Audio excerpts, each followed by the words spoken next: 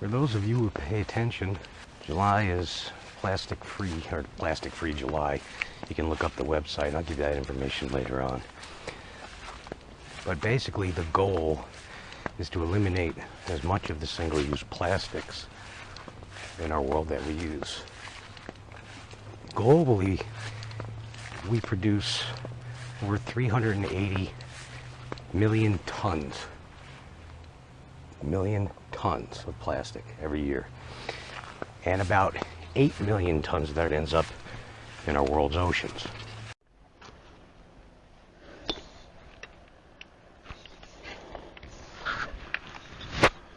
So we need plastics. Strong, light. I mean, we can't get away from them. And quite frankly, I don't know if we'd want to. So many things in our world have been made better with plastics. So for the month of July, it's kind of a fun little project. I've decided to take a look, see how much I as an individual actually use. Don't mind the outhouse. So I spent this week collecting every bit of plastic that I was going to discard. Everything. Actually quite the task. I had a little garbage bag set up.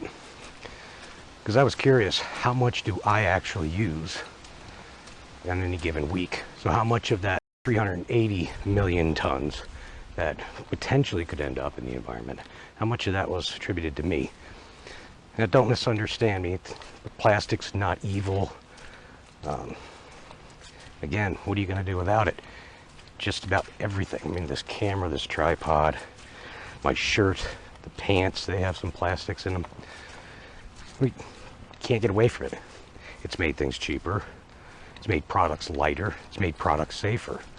So this is more of a personal expedition, so to speak, so I can figure out what my contribution is. And I'm gonna have to turn this here because we got a neighbor up ahead.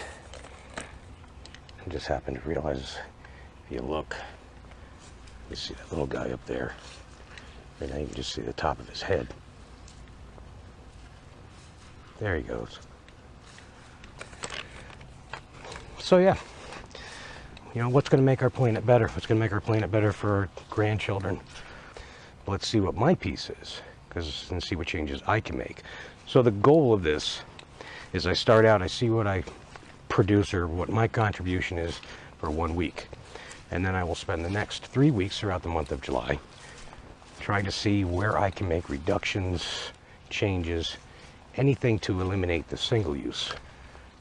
I'm also going to see what I can to reuse some of the so-called single-use items.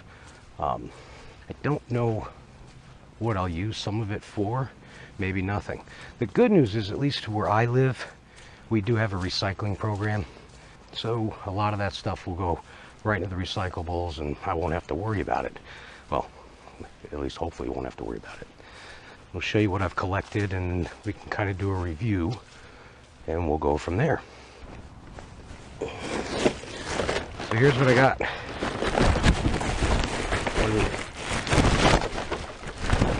And we're gonna dump it out, go through it, and see what we have. Here we go.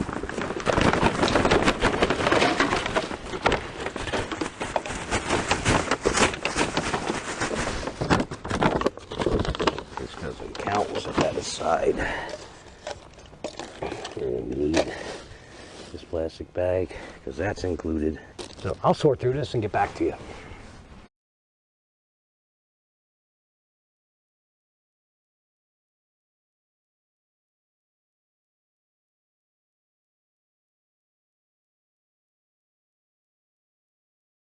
Here it is. Here's what I've gathered up for a week between just wrappers, coffee cup, bottles, of course, individual packaging for yogurts, dates, salad, tofu, plastic utensils, various caps and odds and ends. And it's actually quite a bit. I actually wouldn't want to see any of this stuff in the woods or in the water, in our lakes, anywhere. But by far, I think the biggest use here is this is all just plastic bags. Or plastic wrapping of some kind for food.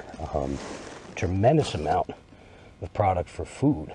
And I really didn't realize there was that much. And some of them were ones that I did. I mean, there's sandwich bags and food storage bags. So, yeah, I think I have a lot of areas to make improvements on. If we look, some of this stuff, you know, you're never going to be able to do anything about. So you're not going to get away from all of it. But I really think I can make a big difference in this. And then we come over here and, you know, I stop and get my coffee in the morning. Now, unfortunately, since the pandemic, the place I stop for coffee, you can't bring your own cup in anymore, which is really kind of a pain in the ass. But I think if I go in and tell them just put it in a cup and I'll carry my own travel mug with me and dump it in myself, I think we'll be okay.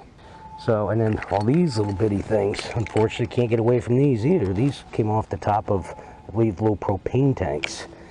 And it just held the two propane tanks together, you know. These packages here, you really can't do anything about because this is the way they come.